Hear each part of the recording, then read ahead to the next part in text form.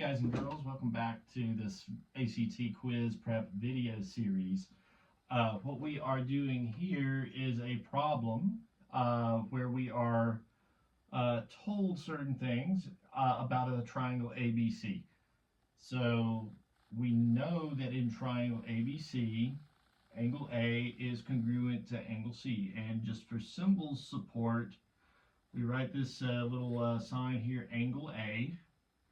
And this congruent symbol basically means equals in geometry.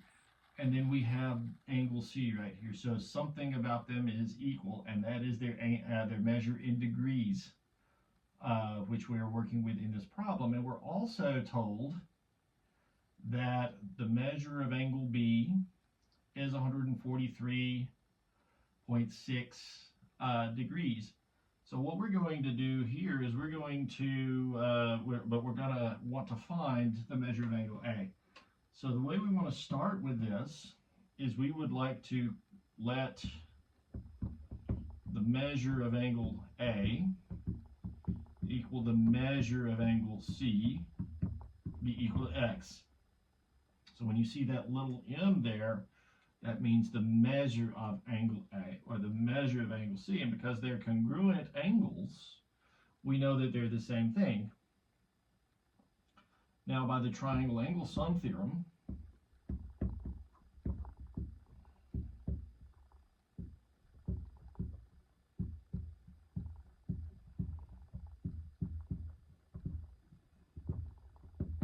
which I'm not going to require you to name that. You could also say this, the angles of the triangle sum to 180 degrees, and you could just state the theorem, but you could name it.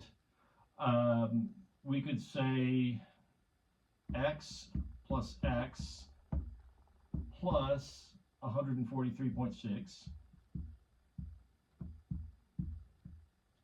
is equal to 180 degrees. So the important thing is that you land at this equation and you recognize that this says 2x plus 143.6 degrees equals 180 degrees. So then let's move the 143.6 over. So we would have 2x equal to 36.4 degrees. Therefore, x equals 18.2 degrees.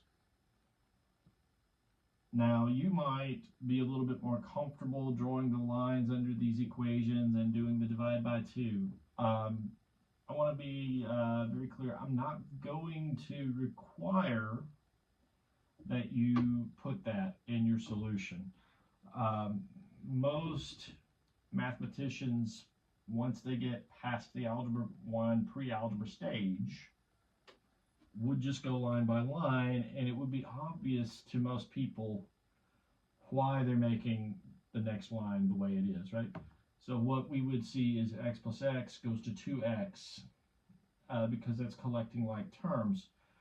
We would move the 143.6 over by subtraction, so we have seen this enough to know that 2x would be left and 36.4 degrees would be on the other side. And we have done enough of this to know that to solve for x, once you have it like here, you're going to divide both sides by 2. So you don't necessarily need to write any of that out unless you are more comfortable with that. If you're comfortable with that, I'm not going to ask you to do this, but this would be perfectly sufficient if you wanted to document it right.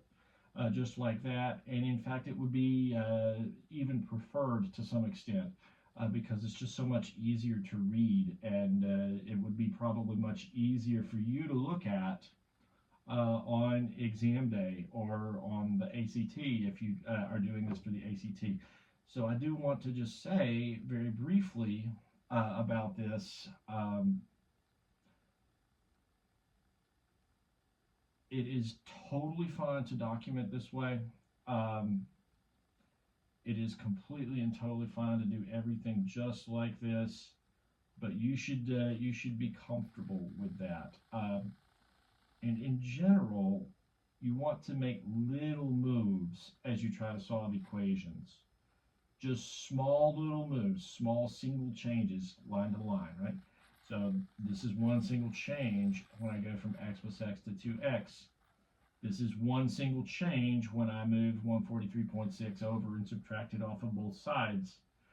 And then it is one single change when I divide both sides by 2.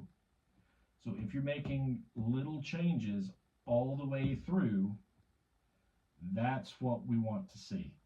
So if we can see that, we can understand what we did, we've communicated it cleanly, and that's totally fine. So once again, this is just a stylistic point.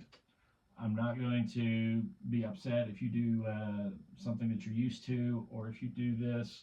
That is entirely up to you, but overall, I do prefer to see documentation like this. This is a lot cleaner.